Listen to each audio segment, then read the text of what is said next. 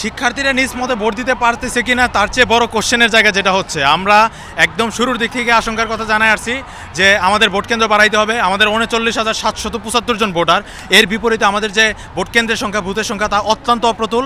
এই পরিমাণ অপ্রতুলতা বা এই পরিমাণ কম সংখ্যক বুথ নিয়ে কোনোভাবেই ফুলি ব্রডকাস্টিং হওয়া, মানে পুরোদমে যেটা যে স্বতঃস্ফূর্তভাবে নির্বিঘ্নে যে ব্রডকাস্টিং যেটা বলে সেটা হওয়া পসিবল না। এটা এই আশঙ্কার কথা আমরা আগে থেকে জানিয়ে আসছি, কিন্তু ঢাকা বিশ্ববিদ্যালয় প্রশাসন তেমন কোনো কার্যকর পদক্ষেপ নেয় নাই, যার ফলশ্রুতিতে কালকে থেকেই সাধারণ শিক্ষার্থীদের সাথে কথা বলে, ওয়ান টু ওয়ান কথা বলে যেটা জানতে পারছি যে তারা এক ধরনের আতঙ্কের মধ্যে আছে, তারা এক ধরনের অনিশ্চয়তার মধ্যে আছে। এই যে অনিশ্চিত আতঙ্কের ফলে তারা অনেকেই আজকে ভোট কেন্দ্রে আসে নাই।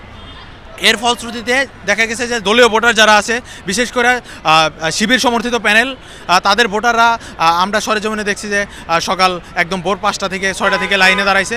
তারাই হচ্ছে মূলত ডেডিকেটেড ভোটার, যারা তাদের দলীয় সমর্থক কর্মী, তারা মূলত ভোট দিচ্ছে। এর ফলে আসলে যেটা হয়েছে যে এটা খুবই সুন্দরভাবে সূক্ষ্মভাবে একটা ইঞ্জিনিয়ারিং হচ্ছে, ভোট ইঞ্জিনিয়ারিং হচ্ছে।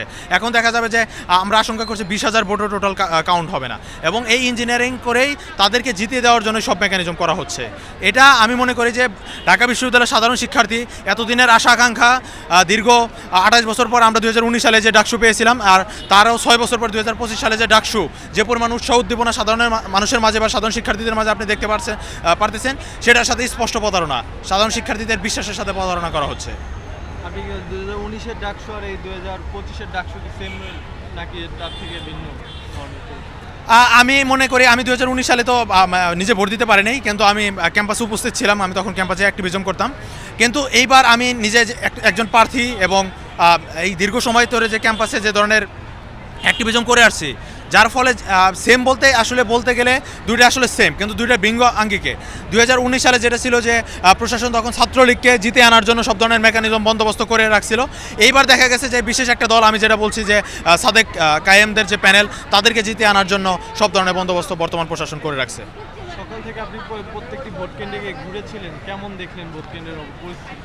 সবচেয়ে বড় ব্যাপার হচ্ছে যে আমি যেটা আগেও বললাম যে শিক্ষার্থীদের যে পরিমাণ উৎসাহ উদ্দীপনা এবং আশা আকাঙ্ক্ষা ছিল, যে পরিমাণ এক ধরনের একটা ঈদ ভাইব বা একটা ফেস্টিভ্যাল ভাইব ছিল, সেই জায়গার ক্ষেত্রে শিক্ষার্থীদের ধরেন ভোট কেন্দ্র কমায় দেওয়া, তারপরে বুথ সংখ্যা কমায় দেওয়া, এর ফলে শিক্ষার্থীরা এক ধরনের অনিশ্চয়তার মধ্যে ছিল।